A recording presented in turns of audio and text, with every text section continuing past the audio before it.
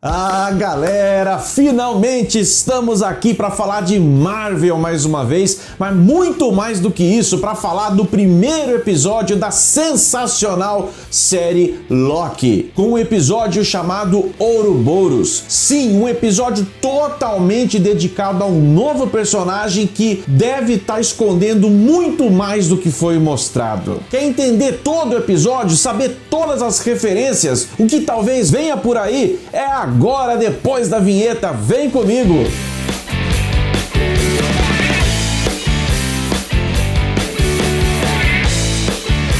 E aí galera, Spótico na área, eu sou o André Mura e desejo que a força esteja com cada um de vocês. Bora pra análise, tem muita coisa pra falar. Galera, pra um início de série foi um episódio simplesmente fantástico. Finalmente um CGI decente, boa direção, excelente trilha sonora, fotografia, efeitos especiais, tudo ambientando a gente de novo nesse lugar surreal chamado TVA. Se por um lado a ideia da TVA partiu de Nathaniel Richards, uma de suas variantes, quem efetivamente construiu tudo 100%, montou tudo, cada parafuso, cada geringonça que existe dentro da TVA foi construído pelas mãos de Ouroboros. E no entanto ele é conhecido por quase ninguém, vive há séculos no último dos últimos andares, ele só recebeu 2 visitas em 400 anos e as 2 foram do Mobius. Aliás, Mobius que não se lembra dessa visita, mas sim, o Ouroboros lembra perfeitamente. Ele pode esquecer um pouco porque passa muito tempo, mas ele não teve a memória apagada nesse nível. Ele apenas não se lembra da sua vida verdadeira fora da TVA. Diferente do Mobius e de tantos outros que tiveram as suas mentes, as suas memórias apagadas diversas vezes por Kang ao longo dos seus anos trabalhando para a TVA. Ouroboros, para mim, ele apresenta uma importância muito maior para a história do que apenas um cidadãozinho quieto, desconhecido, que fez o manual de funcionamento de toda a TVA. Todo mundo tem um livretinho escrito por ele, ninguém sabe quem é ele. Ouroboros, galera, é uma lenda que fala sobre uma grande serpente ou um grande dragão que vive tentando correr atrás do seu próprio rabo, representando esse movimento cíclico entre morte e renascimento. Uma outra coisa que dá pra gente supor desde já é que muito possivelmente nós vamos ver não só uma viagem no tempo, mas uma viagem em busca das verdadeiras identidades daqueles que foram cooptados pela TVA, uma vez que já tem gente que sabe da verdade. A galera do presente da TVA sabe a verdade, que as linhas do tempo eram podadas e que quem tá ali pode ter vindo de qualquer universo. Assim sendo, quem efetivamente é Ouroboros? O que fazia? É do passado? É do futuro? Qual cargo ocupava? Eu tô aqui pra mim achando que esse cara é importantíssimo. Ele pode ser a chave, inclusive, do fim da TVA, já que ele é peça fundamental pro início da TVA. Olha como a série vai trabalhando nesses conceitos de começo e fim, fim e começo. Se a TVA nasce pelas mãos práticas e talentosas do próprio Ouroboros, por que não terminar também pelas próprias mãos dele, já que ele deve saber como destruir tudo aquilo? Depois da abertura, então, o episódio começa exatamente do ponto aonde a primeira temporada terminou, com a Sylvie mandando o Loki pra fora ali da cidadela dos fins dos tempos, né? Por um portal temporal, um pouco antes realmente dela cancelar o CPF ali do aquele que permanece. Loki volta pra TVA, mas uma TVA mudada, não só com a grande estátua ali de Kang olhando a tudo dentro da TVA, vigiando a tudo, mas sobretudo com a Soldado B15 e o Mobius não conhecendo o Loki naquele momento. O que se sabe agora é que realmente ele viaja 400 anos no passado, vai pro passado da TVA. E obviamente, como ele não é conhecido, ele é tratado como um intruso, todo mundo sai perseguindo atordoadamente o Loki, e esse deslize temporal, que é o nome desses sumiços e retornos do Loki, né?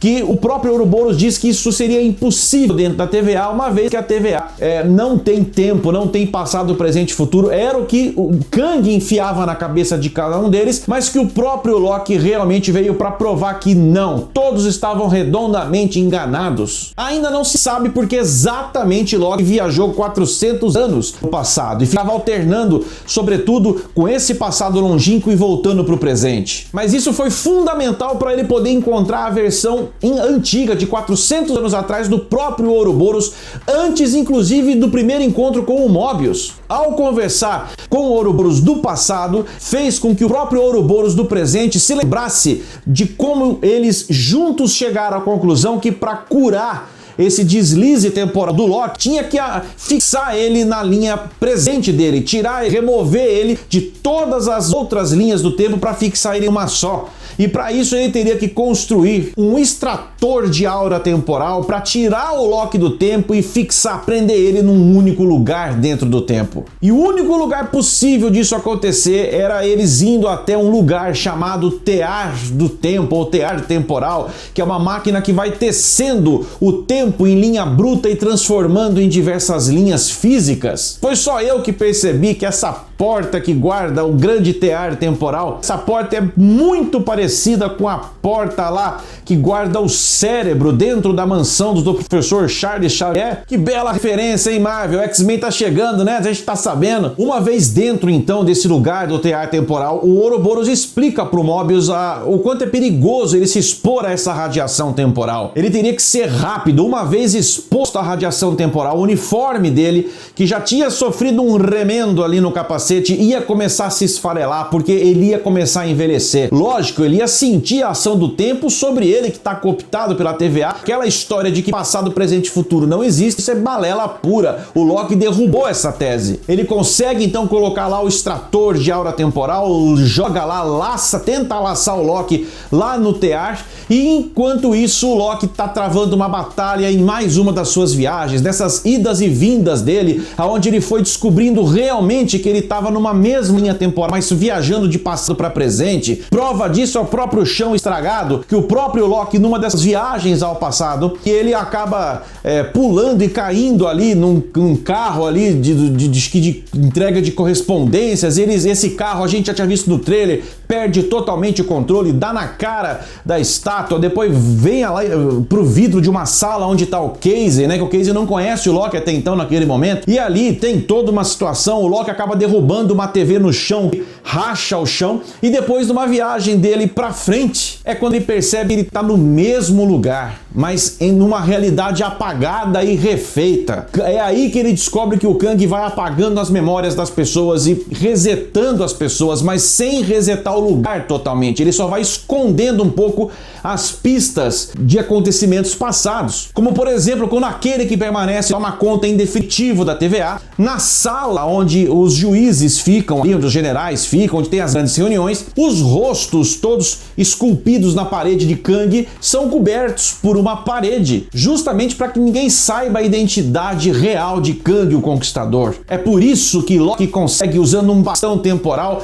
ele consegue romper, dar na parede, justamente para surrupiar aquela parede, tirar aquela parede, desfazer aquela parede, para que a verdadeira parede se mostre. E foi aonde todos ficam chocados na sala, mas a gente já volta a isso já. Voltando para o tear temporal, o Ouroboros se dá conta então que a grande instabilidade que toma conta da TVA naquele momento é responsabilidade direta do descontrole, da sobrecarga do tear temporal, uma vez que ele não estava mais produzindo uma única linha temporal, mas diversas linhas temporais. Várias ramificações estavam saindo, sobrecarregando o tear e botando em risco toda a TVA. Ouroboros já tinha dado as instruções, tanto que o Mobius tinha que fazer, mas principalmente do que o Loki tinha que fazer. Quando o Loki estivesse então numa linha temporal diferente daquele presente, na iminência de ser resgatado pelo Mobius, quando fosse a hora, naquele reloginho temporal que o Mobius dá para ele saber exatamente a hora em que ele precisa se podar, ou seja, quando o reloginho marcasse a hora, o Loki tinha que pegar aquele bastão temporal e, sem medo de ser feliz, se podar, porque ele seria automaticamente puxado pelo extrator em segurança. O problema é que nesse momento o Loki, numa das suas viagens, vai para no futuro muito mais caótico do que no passado. Mas ele, nesse momento, ele se encontra sem nenhum instrumento de poda temporal. Ele está tentando achar alguma coisa e não consegue. E a TVA se desfazendo, quando ele olha para um elevador e tem a surpresa de ver a Sylvie tentando sair desesperadamente dali do elevador, e um telefone tocando, e ele fica sem saber por que esse telefone está tocando, atendo, não atendo, quem que está ligando, por que a Sylvie está saindo do elevador. Nesse momento, alguém que nós não vimos, alguém invisível, eu acho que a série vai ainda dizer pra gente quem foi? Misteriosamente alguém poda o Loki. O fato é que aos 48 do segundo tempo ele volta, ele é laçado pelo extrator de aura temporal, vem pra dentro da TVA de novo, né? E eles conseguem pelo menos puxar o Loki temporariamente. A grosso modo, a linha geral do episódio foi essa. Acho que dá pra destacar mais algumas coisas importantes do episódio, como por exemplo a sala onde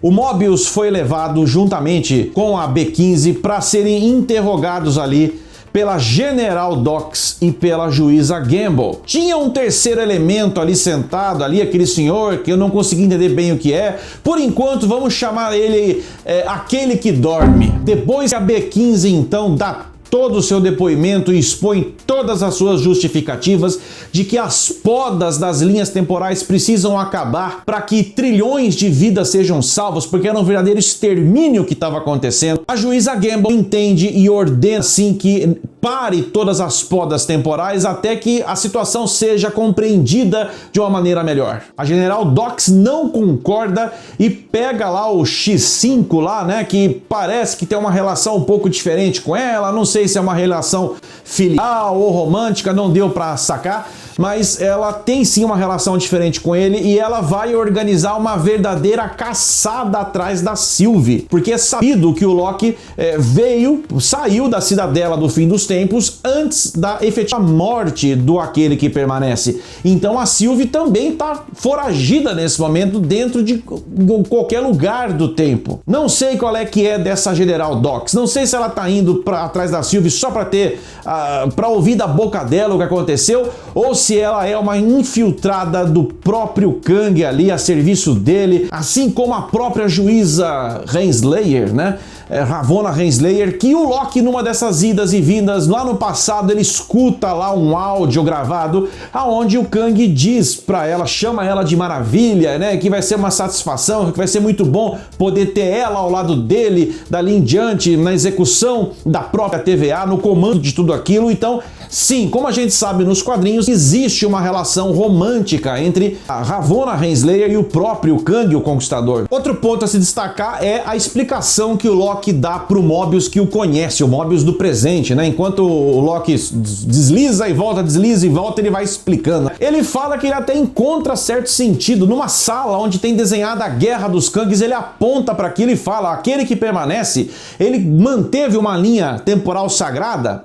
Não é simplesmente para que o multiverso não seja criado, até porque as linhas existem. É que ele foi cortando as pontes que davam acesso entre as linhas temporais. Essa é a grande novidade desse episódio, porque cortando as ligações entre os diversos universos, ele manteria contido dessa forma os vários Kangs, as muitas versões dele próprio. Com o multiverso em colapso e os universos podendo se enxergar e se sobrepor, as variantes poderiam navegar e viajar ali à vontade por todas as linhas temporais, causando uma verdadeira batalha, aonde cada Kang queria dominar a outra realidade para se estabelecer. O nome disso? Guerras Secretas. A luta pela dinastia Kang ou pelas dinastias dos Kangs vão desencadear nas Guerras Secretas. Nessa mesma conversa, o Loki diz pro Mobius que queria pedir ajuda pra Senhora Minutos. Ele fala, não, deixa ela quieta porque ela também tá do lado dele. Ela tava lá na cidadela quando a gente tava lá. Deixa a Senhora Minutos pra lá, que é traíra também junto com a Ravonna. A B15 tá encabeçando uma campanha inegociável de esclarecer a todos, de abrir a visão de todos, de libertar a todos. E mantendo as ramificações, não podando, é uma chance que ela vê para que cada pessoa possa se libertar da TVA e voltar cada um para sua antiga vida, onde eles eram felizes e tinham lá a sua vida normal, seja lá em qual universo for, em qual linha temporal for. E por falar da Sylvie, que foi a executora, né, do cancelamento do CPF do Aquele que Permanece, ela aparece efetivamente numa cena pós-crédito. Cena pós-crédito logo no primeiro episódio, que beleza! Ela sai então da cidadela por um portal temporal e cai em 1982, num lugar chamado Broxton, em Oklahoma. E aqui vai uma baita de uma referência dos quadrinhos também. Pra quem não sabe, nos quadrinhos, Broxton foi exatamente o lugar aonde Thor criou a nova Asgard, no O CM, a nova Asgard, foi criada lá na Noruega, né? O fato é que a Sylvie chega lá pra espanto de todos, com aquela roupa dela malucona, o pessoal olha assim, né? Entra num McDonald's, né, e vê ali as pessoas comendo seus lanches, e ela se encanta de ver as pessoas felizes, e o balconista pergunta o que ela quer exatamente, e ela diz: eu quero experimentar tudo isso, eu quero experimentar essa felicidade que eu nunca tive a chance de experimentar antes. E ela vai se esconder ali naquela linha do tempo até que alguém encontre ela, com certeza. Põe aqui nos comentários o que você achou desse primeiro episódio, se teve mais alguma coisa que você pegou que a gente não pegou, põe aqui que depois eu trago no próximo vídeo. E se você ficou com a gente nesse vídeo até agora, eu te agradeço demais, e deixa a inscrição, vem fazer parte da família se você não deixou lá no começo, junto com toda a galera, deixa também esse like que vai só unir ainda mais a nossa linha temporal, que beleza, hein? De resto, fiquem bem, se cuidem, a gente se vê sempre no próximo vídeo. Spótico na área.